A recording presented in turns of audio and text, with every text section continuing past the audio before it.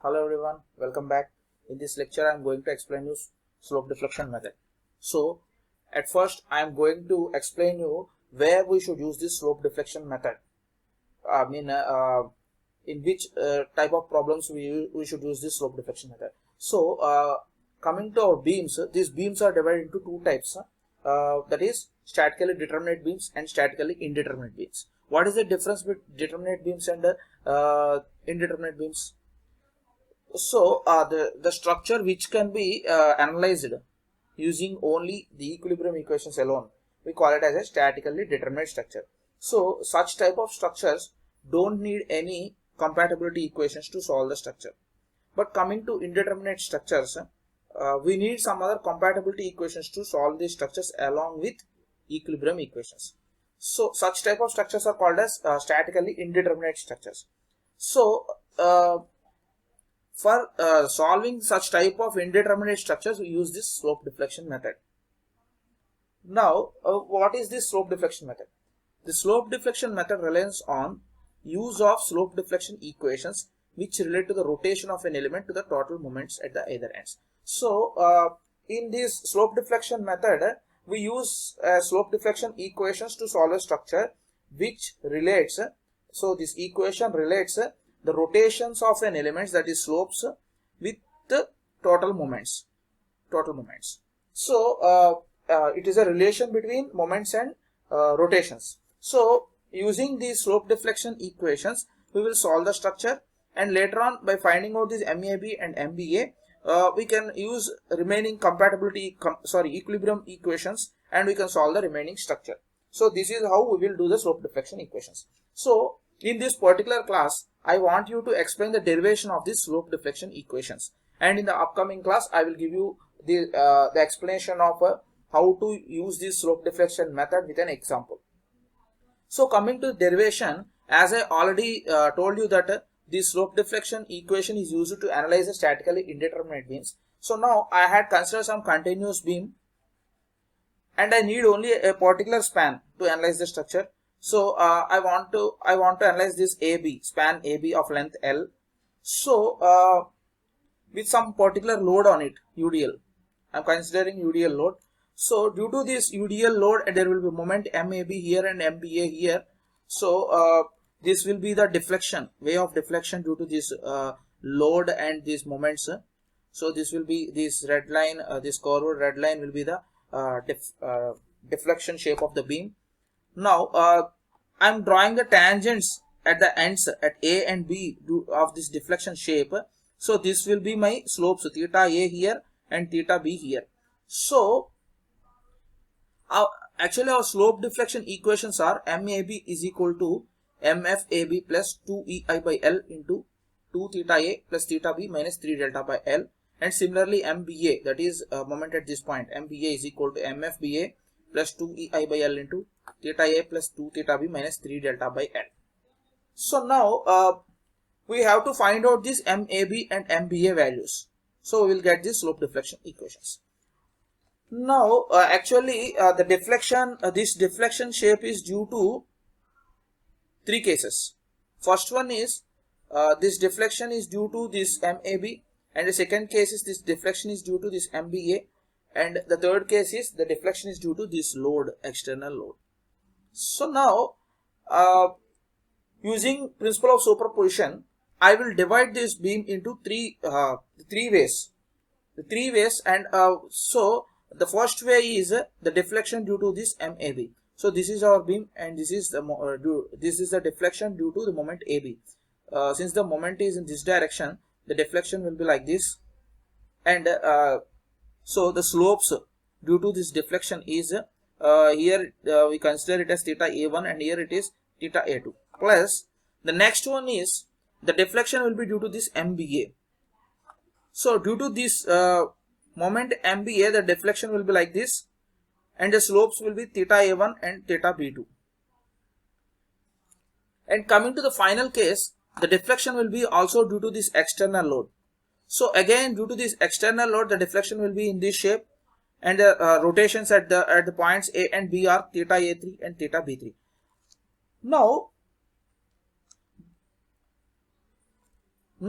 finally we have to find out this theta, theta A and theta B to find out this MAB and MBA. So for finding out this theta A, we have to find out this theta A1, theta A2 and theta A3 in all the three cases, and by adding all these theta A1, theta A2 and theta A3, we will get the slope at point A. And similarly, by finding out this theta B1, theta B2, sorry, this is theta B2, mark it as theta B2, sorry, this is theta B1, this is theta B2 and this is theta B3. So by adding all these three values of theta B, we will get the final value of theta B.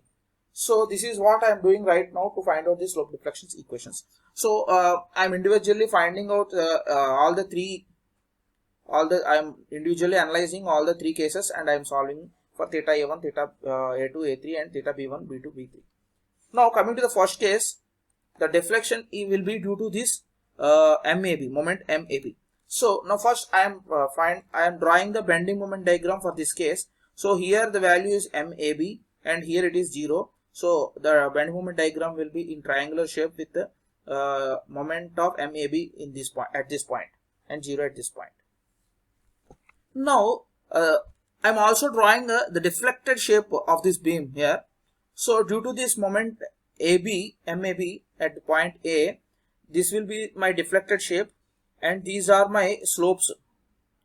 I am drawing tangents to this shape, so I will get the rotations theta A1 and theta B1. Now by extending these values, these lines up to these points, we will get the deflections of the beams. These are the deflections of the beam. So deflection at this point A1 is delta A1 and deflection at this point B1 is delta B1. So now this is a triangle. So here tan theta B1 is equal to, tan value is equal to opposite side by adjacent side. So I can write tan theta B1 as delta A1 by L. Similarly tan theta A1 as delta B1 by L. Since actually in this case the deflection will be very small, I mean the rotations will be very small values. So since these values are very small, the tan value will be neglected. That is, tan theta A1 can be written as theta A1 simply, and similarly tan theta B1 can be written as theta B1. Since they are very small, they can be neglected. So finally theta A1 will be equal to delta B1 by L, and similarly theta B1 will be equal to delta A1 by L. Now to find out this theta A1 and theta B1 values, we need to find out delta A1 and delta B1 values, which we had already learnt in the previous sections using moment area methods. So by using this moment area method, I will find out delta A1 and delta B1. So we can easily find out these rotations at the particular points. So from this moment diagram, delta A1 will be, that is at this point, delta A1 will be AX bar by EI, that is area at this point is half MAB into L, into X bar from this point will be 1/3 of the length, that is 1/3 into L divided by EI. So by solving this, we will get delta A1 as MAB into L square divided by 6 EI. Similarly for delta B1, that is we should consider from this point AX bar by EI. Area is same as previous, that is half MAB into L. X bar value will be 2/3 of L divided by EI. So by solving this delta B1, we will get a value of MAB L square by 3 EI. Now as I explained you earlier, theta A1 is delta B1 by L and theta B1 is delta A1 by L. So coming to theta A1, that is delta B1 by L. So our delta B1 value is MAB into L square by 3 EI into 1 by L, gives me a value of theta A1 as MAB into L by 3 EI. And coming to theta B1, it is theta A1 by L. So theta A1 value is MAB L square by 6 EI divided by L, which gives me theta B1 as MAB L by 6 EI. Now we have calculated theta A1 and theta B1, but we should consider whether it is positive or negative. We should find out whether it is a positive value or negative value. by taking some considerations. So here I am taking anti-clockwise as positive and clockwise as negative. So coming here, my theta value, I mean my rotation is in this direction. This is my theta direction, theta A1 direction, and this is my theta B1 directions. So here this theta B1 is on clockwise direction. So theta B1 value will be negative, and coming to theta A1, it is anti-clockwise direction, so it will be positive. Simple. So these are the values of theta A1 and theta B1 for first case. Coming to second case, the deflection will be due to the moment MBA. So the bending moment diagram of this second case will be like this. Here the moment is MBA and here it is 0, and the shape, this is a triangular shape bending moment diagram, and the deflected shape will be this will be deflected in this way, and these are theta A2 and theta B2, and again by extending these lines we can mark it as the delta A2 and delta B2. Again, by using moment area method, we can find out the delta A2 and delta B2 values, and by dividing these particular values with the length of the beam, we can find out the rotations of the opposite side. That is, delta B2 by L gives you theta A2, and delta A2 by L gives you theta B2. So now I am substituting moment area method here. That is, delta A2 is equal to Ax bar by EI. Here the area is half MBA into L, and X bar is 2/3 of the length divided by EI gives me delta A2 as MBA into L square by 3EI. Similarly, delta B2 is Ax bar by EI, that is half MBA into L, remains same, and X bar value changes, that is 1/3 of the length from this side divided by EI gives me a value of MBA into L square by 6EI. Now coming to theta A2 is delta B2 by L. So delta B2 value is here MBA into L square by 6EI divided by L gives me MBA L by 6EI. And theta B2 is delta A2 by L. Delta A2 value is MBA L square by 3EI into 1 by L gives me theta B2 value as MBA L by 3EI. Now we have to consider the we have to find out the rotations, direction of the rotations, and we have to mark whether it is a negative or positive. So coming to this theta A2 is in clockwise direction and theta B2 is in anti-clockwise directions. So we had considered that anti-clockwise direction is positive and clockwise direction as negative. So here theta A2 value will be negative and theta B2 value will be positive. So now the values of theta A2 and theta B2 are theta A2 as minus MBA L by 6EI and theta B2 is equal to MBA L by 3EI. So now the third case is the deflection due to external load. So I am considering external load of UDL here. So the bending moment diagram of this particular UDL will be WL square by 8 and it will be in the shape of parabolic. Now the deflection shape will be again same as the previous one in parabolic downwards. So here I am considering the rotations as theta A3 and theta B3 in these directions. Now this will be delta A3 and this will be delta B3. Now again applying moment area method, delta A3 is equal to X bar by EI when considering X bar from here. So the area of this parabolic arch will be 2/3 of base into height. So 2/3 of base is L and height is WL square by 8 into X bar from this point will be at the center, and again X bar from this point will also be at the center. So here we are considering delta A3, so X bar from this point will be at L by 2 divided by EI gives me delta A3 value as W L power 4 by 24 EI. Now coming to delta B3, here the area is same, that is 2/3 of WL square by 8 into L, and X bar is also same L by 2. So the delta B3 will be also same as delta A3, that is WL power 4 by 24 EI. Now theta A3 is equal to delta B3 by L. So delta B3 value is WL to the power 4 by 24 EI divided by L gives me theta A3 as WL cube by 24 EI, and this theta A3 is acting clockwise direction. So the value will be negative. So theta A3 is minus WL cube by 24 EI. And similarly, theta B3 is equal to delta A3 divided by L. Delta A3 value is WL to the power 4 by 24 EI, and divided by L gives me delta B3 as WL power 3 by 24 EI, and it is acting anti-clockwise, so it will be positive. So these are the value of theta A3 and theta B3. Now previously we considered the total theta A in this case.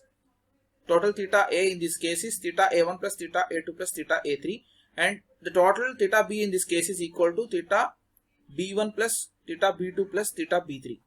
So now we found out all the values of theta A1, theta A2 and theta A3, and similarly theta B1, theta B2 and theta B3. So now I am substituting the values in these equations. Theta A is equal to theta A1 plus theta A2 plus theta A3 gives me, this is theta A1 value, MAB L by 3 EI minus MBA L by 6 EI is theta A2, and minus WL cube by 24 EI is theta A3, which is equal to theta A1, and I am marking it as 1. Now coming to theta B is equal to theta B1 plus theta B2 plus theta B3.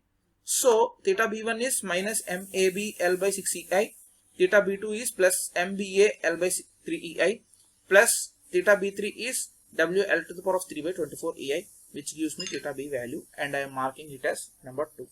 So we got equations in terms of rotations and moments. So I am simplifying these values by multiplying the entire equation with 6EI by L. So I am sending this 6EI and this L to the LHS side, left hand side. So by multiplying 6EI by L for both these equations, we will get 6EI theta A by L, which is equal to 2 MAB minus MBA, which is equal to minus WL square by 4. So 6EI theta A by L is equal to minus 2 MAB minus MBA minus WL square by 4, marking it as equation 3. And similarly, I am multiplying this equation 2 with 6EI by L. So we will get the equation as 6EI theta B by L, which is equal to minus MAB plus 2 MBA plus WL square by 4. So now I am solving both these equations 3 and 4 for MAB. So I am multiplying this with 2. So I can cancel this MBA value. So by multiplying it with 2, we will get a value of 12 EI theta A by L is equal to 2 into 2, 4 MAB minus 2 MBA minus WL square by 2. And this is equation 4. Now by solving both these equations, by adding both these equations, we will get the value of, I am taking common 6CEI by L here, into here 2 theta A plus theta B, which is equal to 4 minus 1, that is 3 MAB plus this value will be 0, and this value will be WL square by 4 minus WL square by 2, and by taking common WL square, L into 1 by 4 minus 1 by 2 gives me minus WL square by 4. So finally 6EI by L into 2 theta A plus theta B is equal to 3 MAB minus WL square by 4. So 3 MAB is equal to 6EI by L into 2 theta A plus theta B plus WL square by 4, and MAB is equal to, I am sending this 3 to the RHS. So my value becomes MAB is equal to 2EI by L into 2 theta A plus theta B plus WL square by 12. So now here we considered the UDL load here in this case. So we already know that the fixed end moments of this UDL will be WL square by 12 and here WL square by 12. So which means that this will be the fixed end moment of AB. So finally I'm substituting that value here. So 2EI by L into 2 theta A plus theta B plus MF AB. Similarly, if I want to find out the value of MBA by calculating by calculating these two, solving these two equations for MBA, that is by multiplying this value with 2 and again adding this, we will get MBA as 2EI by L into theta A plus 2 theta B plus MFBA. Now we are missing this delta in this case. Here we are missing this delta. We got the equation, but we are missing the delta here. So because we didn't consider this deflection due to sinking of supports. So if there is no sinking of support in our question, so no need of considering this delta here. So that is why I explained you this slope deflection equation without considering sinking of supports. So for suppose if we had sinking of supports in the question, so in this case I am considering a support sinking at this point B of delta. So due to this sinking of support of delta, the theta value at this point theta A4 will be delta by L. And similarly, if there is a sinking of delta here, the theta value at this point theta B4 will be delta by L again. So now I'm just adding one more theta value in the previous equation, that is theta A and theta B. So in equations 1 and 2 here, I just added delta by L in both the cases. So these are our equations after adding delta by L in both the cases. And again I am multiplying these equations with 6EI by L to make ease these equations. So by multiplying we will get equations as 6EI theta A by L is equal to 2MAB minus MBA minus WL square by 4 plus 6EI delta by L square as equation 3, and this equation 2 becomes 6EI theta B by L, which is equal to minus MAB plus 2 MBA plus WL square by 4 plus 6EI delta by L square, marking it as equation 4. So now I am solving both these equations for MAB. So for solving these equations for MAB, I am multiplying this equation with 2. So this is the equation after multiplying it with 2 and adding with equation 4. So by adding both these equations, we will get a value of 6EI by L into here the remaining value is 2 theta A plus theta B, which is equal to here 4 minus 1 will be 3 MAB plus this value will be 0 since it is minus 2 MBA and plus 2 MBA. So this will be minus WL square by 2 plus WL square by 4, which will be minus WL square by 4 finally. And this value will be 12 plus 6, that is 18 EI delta by L square. So now by taking this 18 EI delta by L square to left side, it becomes minus 18 EI delta by L square, and I am taking 6 EI by L common for this also. So finally the value will be 6 EI L into 2 theta A plus theta B. The remaining here is 3 delta by L, minus 3 delta by L, which is plus WL square by 4 is equal to 3 MAB. And now finally the MAB is equal to 2 EI by L, sending this 3 to LHS. So by cancelling 6 with 3, we will get it as 2 EI by L. So MAB is equal to 2 EI by L into 2 theta A plus theta B minus 3 delta by L plus WL square by 12. So again this WL square by 12 is fixed end moment of this case, for which we considered UDL condition as load. So finally MAB is equal to 2 EI by L into 2 theta A plus theta B minus 3 delta by L plus MFAB. And similarly, if we solve these equations for MBA, that is adding this equation 3 with the equation of 4 multiplying with 2, we will get MBA value as 2 EI by L into theta A plus 2 theta B minus 3 delta by L plus MFBA. So these are our final slope deflection equations. So guys, in the next class I am going to explain you how to use these slope deflection equations in slope deflection method, and what are the steps involved in slope deflection method for solving different indeterminate structures. So thank you. Please subscribe for more videos.